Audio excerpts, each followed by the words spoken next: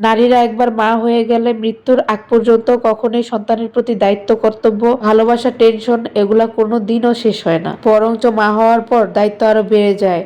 অনেক কিছু শিখে যায় মেয়েরা। আসসালামু আলাইকুম এভরিওয়ান, আশা করি সবাই ভালো আছেন। সকালবেলা ঘুম থেকে উঠে ছেলেকে রেডি করে তারপরে স্কুলে দিয়ে আসলাম। আপনাদের ভাই আবার দরকারি একটা কাজে আমার বাবার বাড়িতে গিয়েছিল।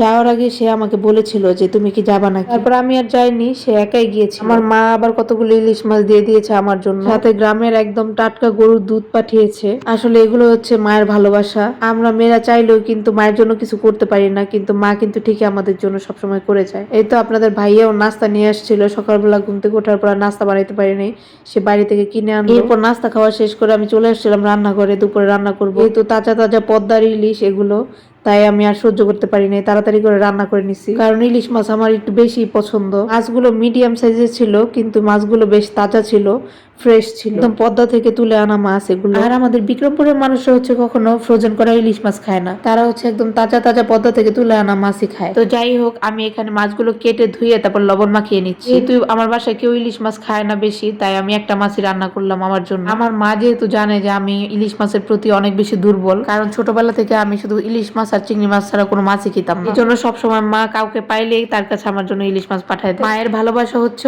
অতুলনীয়। সন্তানের মুখের দিকে তাকাইলে কিন্তু মা সবকিছু বুঝে ফেলে। আজ মেয়ে হয়ে জন্মেছি বলে মায়ের জন্য চাইলে অনেক কিছু করতে পারি, তবে হ্যাঁ, ইনশাল্লাহ যদি আল্লাহ কখনো চায়, কখনো যদি নিজের উপর নির্ভরশীল থাকতে পারি, নিজে ইনকাম করতে পারি, আর আল্লাহ যদি সে অবধি আমার বাবা মাকে বাঁচিয়ে রাখে, ইনশাল্লাহ অনেক কিছু করবো তাদের জন্য। নিজের চোখের সামনে নিজের বাবা মাকে কোনো কিছু দেওয়ার শান্তিই আলাদা। আর যদি সেটা হয় নিজের টাকায় কেনা, তাহলে তার কোনো কথাই নেই। যাই হোক, আমি ইলিশ মাছ রান্না শেষে কিন্তু খাওয়া দাওয়া শেষ করে ফেলেছি দুপুরের। ইলিশ মাছ রান্নাটা ছিল গতকালকের রান্না, আর আজকে আমি রান্না করেছিলাম বিরিয়ানি। 2 দিনের ব্লগ একসাথে করে তারপর আমি দিলাম ব্লগটা আজকে আপলোড। তো তেমন টাইম পাই না, তারপর আবার এডিটিং করতে হয়, অনেক বেশি সময়ও লেগে যায়, এজন্য আমি 2 দিনের ব্লগ একসাথে করে দিই। তো যাই হোক, আজকে কিন্তু চিকেন বিরিয়ানি রান্না করব।